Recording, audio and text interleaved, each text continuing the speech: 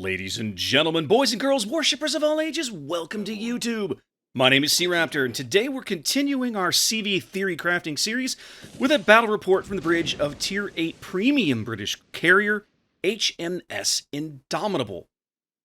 Indomitable is one of those ships that it just seems, it's bizarre on the face of it. It's so completely unlike what you expect out of a carrier. And the Wargaming achieved this by the simple factor of taking away the torpedo bombers.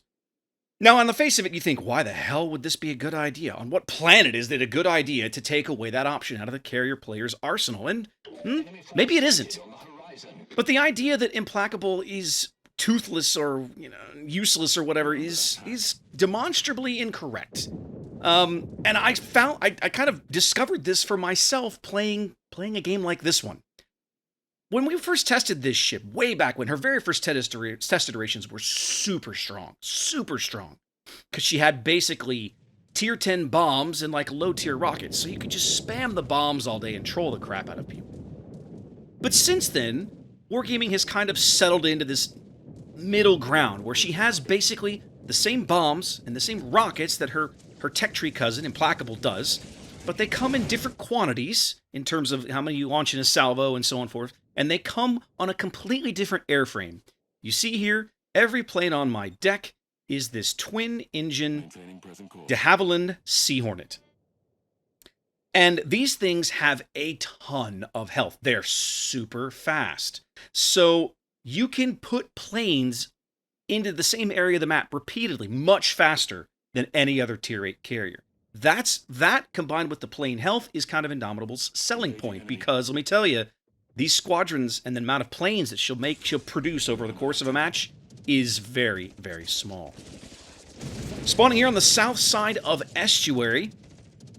I do what you normally do with a carrier, right? We take out the rocket planes early. They're quick, they're fast, they're agile. We want to scout the enemy team. We've scouted out east. Now I noticed very quickly that this Theorycrafting was kind of off by himself. He's up here up against two Kageros. And so I decided, well, I'm not going to have any of this. I'm going to go help out my team. I'm going to give the team some spotting on this Theorycrafting. I'm going to give the Kageros the chance to get away by giving this Theorycrafting something else he has to deal with, namely me. Engaging enemy, now, he's quick. My planes are quick. My rocket dispersion is, it's going to take me a few salvos to deal with this guy. You see there, I didn't get a great salvo in there. He was kind of drifting out of my reticle there. I pulled this trigger a little too early and got very little out of that. Airborne. But the first few minutes of this game are basically going to be me on this side of the map utterly making this Theorycrafting's life hell. Some of this he brought on himself. In a carrier game, if you're playing a French destroyer, you have to be a little more cagey than this up front.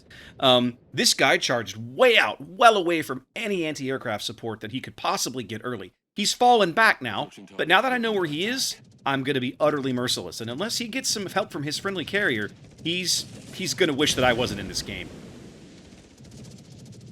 Especially since at this point, I'm really trying to do some defense, play some defense for these friendly Kageros. The Colorado on the back's just getting hammered. I'm not expecting him to be around very long. I mean, look at this. We're 3.5 minutes of the game. He's down to 10,000 HP and burning already. But I'm going to continue to harass this Theorycrafting, light him on fire, damage him, and light him up for these Kageros who eventually might be able to smoke and deal with him. We're up 2 ships very quickly here. Less than 4 minutes gone as the enemy Fantasque and the Belfast off the board. It feels really good to have that Belfast gone, especially for one of the Coast Kagero players, right? But don't be deceived, this game is going to go in weird directions very, very quickly. You see there that last salvo, he turned into me, and the rocket reticle took too long to line up, and I blew the entire salvo. But he's almost out. I feel like at this moment, I have to continue harassing him. If I let this guy stay loose over here, he'll probably wipe out one of those Kageros all by himself. And I refuse to allow these destroyers to die just because they didn't change their position or because this Theorycrafting was just here. I'm not okay with this. Once again, I'm trying to get this reticle off right before he's turned into me, and oh, that's a terrible salvo. I clip his stern with one bloody rocket. But the good news is that these Kageros know how to use their guns. And yep, thankfully my team takes care of the problem.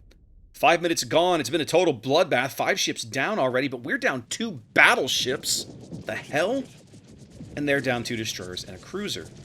I know this Budione's susceptible to my rockets, because, hey, light cruiser. But I got to be very careful. One of the things that Indomitable, like, you have to be super careful because her planes regenerate. They have a ton of health and a ton of speed, but they regenerate very, very slowly. So you have to be very cautious and very cognizant of plane losses that you may or may not be taking. I'm continuing to spam the rockets here because, like, you look there on the bottom, I've got five rocket planes on deck. I've got 2 more on their way back to my deck. This Budioni's AA is probably not good enough that I have to be seriously concerned about him shooting down a plane. He might get one. Depends on how long I linger out here. For the moment, though, I just want to continue to force him to maneuver and beat the crap out of him. He eats a Kagero torp there and a fire. Of course, he puts that all out right away, takes the flood. As I put up with a little bit of the Monarch's AA there, I wander a little too far. Sometimes the speed on these planes gets you in a little trouble, if we're brutally honest. But the Budioni's still burning. Looks like he's probably flooding. And, well, we'll just get him off the board. That leaves just the Monarch on that side of the board, as now I reach for something that I haven't reached for yet this game. The bombers. The famous British level bombers. Now, these planes, again, I'm probably only going to get one attack off, again, especially against a Tier VIII battleship. So I'm not even messing around. I'm just going to go ahead and pre-drop. I'm only going to take 2 planes in on this Monarch and just see what I can get out of them. But as I start heading this direction, I look towards the center of the map and I see the Tirpitz and the Fiji engagement about to occur. You see there, EF6 or so? We've got this Fiji, looks like he's trying to push through the middle of the map. Tirpitz might be kind of caught there, and I don't, man, do you trust a Tirpitz against a Fiji at close range? I don't. The average cruiser player that I see in most of these games has got more situational awareness than the average battleship player, so I'm up here, I want to spot this Fiji, I want to make sure the Tirpitz knows he's there, and then I'm going to come back around and try and do a little damage to him. But as I start that process, I realize, no, you know what I really need? I really need the rockets, right? Like, that's a better play than these goofy dive bombers against that light cruiser. Now, I could have just effed out, and that's probably what I should have done. Instead, for whatever reason, I dropped the bombs. I wasted some time there. So again, that's a mistake that I gotta not make next time. But you can already look up there on the map. You can see the Tirpitz eating torpedoes. He does get a good salvo into the Fiji there. More torpedoes coming in, and yeah. And that, kids, is why I didn't trust this engagement to go our way. I know the Fiji's in there. I've got a rough idea of where he was last. I assume he's reversing. So we're going to take a pot shot into the smoke here and see if we can get something out of it. And, yeah. We get one rocket that gets a fire, and hey, guess what? That fire's ticking. Look at that. Look at my damage counter going up. All right. Yay for blind fire. I did a pre-drop there. Again, I tend to do that a lot with the rockets in this match, especially while there's a lot of AA on the board, because I'm very cognizant that if I find myself in the late game with no planes, I am in trouble. So I've got to jealously guard my plane reserves early as best I can. Another blind drop in the Fiji smoke doesn't get me anything. As I go back to my carrier, I'm pretty sure I go back to the rockets here. I'm waiting for the, waiting to get out of this map view here. Nope, we've gone, nope, those are the level bombers. So I've grabbed the level bombers now as I'm going back looking for this Fiji. Again, my focus right now is I don't want him coming through the middle of the map. 5 kills apiece, but we are way upside down on health. Look at the health bar up there. Almost 90,000 HP upside down. That Vladivostok on the 8 line is just on a rampage. As I'm waiting for this Fiji to pop out of his smoke. Maybe he maneuvered out of it. I'm not sure. Anything? No. He must still be in there somewhere. And at that point, I'd realize, all right, well, I might as well try and get a drop on this nice now back here while I have the opportunity. He's got to do something. If he wants to turn away from me, I'm just forcing him farther back from the action. If he turns in, then I'll have a better line of attack. Coming across the bow as we just try to do one of these front-to-back bomb runs here. I did take the full squadron out this time. This is a pretty good salvo if memory serves. Yeah, triple fire there. You bet your butt he DCP'd that right away. And again, just like in the Implacable game, I don't go back for seconds. And I should have. I should have trusted my planes a little more and gone right back on after he DCP'd those fires. Unfortunately, that's not what I do. I do grab the dive bombers again, move back to the middle. There's the Fiji coming around the corner. And now it's like, all right, well, we're going to give our little Budioni some help here. Might not get much on this guy. I know he can heal some of it, but I've got to at least make the effort here. As we do get a few hits here. A couple of pens, not a ton of damage. But now I'm right back on top of the guys now just that quickly. Now I really need to hope for one of those triple fire drops like I had last time, because we know his DCP is down. Bombs going in. Could be a good salvo. 2 hits, 1 fire, only about 3k damage, but we get at least, we know that fire will stick. With the Fiji pushing through the center, I absolutely go back for the rockets. This guy needs to die before his heal comes back up. Plus, I really want that Budioni to stay around. The Budioni not super concerned with his own survival, apparently, the way he's broadsiding a Fiji. Fiji's trying to smoke, but I can see exactly where he is. I'm already in my attack run when he disappears, and, yep. If I know where to drop the rockets before you vanish, you're going to be out. Upside down points, way upside down ships, upside down health. As I go on for a quick run on the Gneiss because he's here. Kind of a why not sort of thing. Hoping for another fire. Don't get it. Another 4 or 5k at ship damage, but that's about it. Now, those Kageros that I jealously guarded earlier in the game have managed to work their way back into the backfield and kill the enemy Lexington, which means I don't really have to worry about putting my fighters down anymore. But unfortunately, the rest of my team has melted like butter on a hot summer sidewalk. I know this Gneiss is in the center. I'm going to go back for this guy, again with the bombs, but the angle, this is a really, really bad attack angle. I should have looped farther to the west and come in kind of on a north-south direction. I don't get hardly anything out of that attack. And as I loop around to try and come in from astern, I'm continuing to take AA fire, and before I get these guys off, I'm going to lose one of these planes. And that feels really bad, because it means I'm only going to put 6 bombs down on top of him as he comes through the center of the map here. So at least I get this attack off, and I get a little bit of damage out of it. He does take a few hits, and I get a fire. He immediately DCPs that, it looks like. Yep, I don't see it ticking, so I reach for the rockets and go right back. Again, I know where he is. Gotta go get rid of him. We've managed to claw back a ship, as we'd managed to finally knock off that rampaging Vladivostok on the 8 line. Look at that guy. He had 4 kills before he went out. Guy wrecked us over there. As now this Gneiss is probably the last big thing on the board I'm super concerned about. That Monarch in the back is just not really a threat at the moment just because of his board position. I don't have to worry about that guy at the moment. I'm really got to worry about the Benson, the Spey, and of course, this Gneiss now. It's down to literally just me, the Surrey back on the J line, and the Kagero, who's over on the 2 line. Now, I'm trying to play in between them so that I'm able to support either one. But what's going to end up happening, the way this is all going to play out, is that I'm going to spend the overwhelming majority of my time focused on defending our cap. And the Kagero up north is basically going to be left to his own devices. I'm not going to be able to do much to help him. You can see there the Graf Spey on the edge of our cap, the Benson well to the south. The Benson is my goal right now. I can look at my sidebar over there, my HP bars that I can see that Benson is on a sliver of HP, maybe 1,000, maybe 2,000 HP if he's lucky. The Surrey knows he needs to stay dark if he can stand it, but the Benson is probably lighting him up. So killing the Benson at this point is priority 1. It does 2 things for us. It makes sure that the Surrey is able to play detection games when he wants to, and it makes sure it takes another piece off the board. We have a very small lead that just evaporates, of course, as the Monarch finally bags the Kagero. And so now, with 6 minutes and change to play, it's me and the Surrey for all the marbles. Now there's the Benson. I pick him up too quick because, like a smart DD player, he had his AA turned off. But I overfly him. I drop a fighter so that the Surrey can spot him, thinking that maybe the Surrey will take a pot shot as I get a quick run off on the Spey. The Surrey takes care of him for me as I start in on the Spey, who has just now started sailing into our cap circle. Now you saw there, I put about 5 or 6k into that guy. These rockets are going to do really good work against him, but he does have heals, so it's going to take me a while to chew this guy up. Now, over the next several minutes, the way this is going to play out, I'm going to continue to harass this Spey with my rockets. It's about all I can do. I have to defend the cap. We're not gaining points, of course, while he's sitting in there, so getting rid of him is priority 1.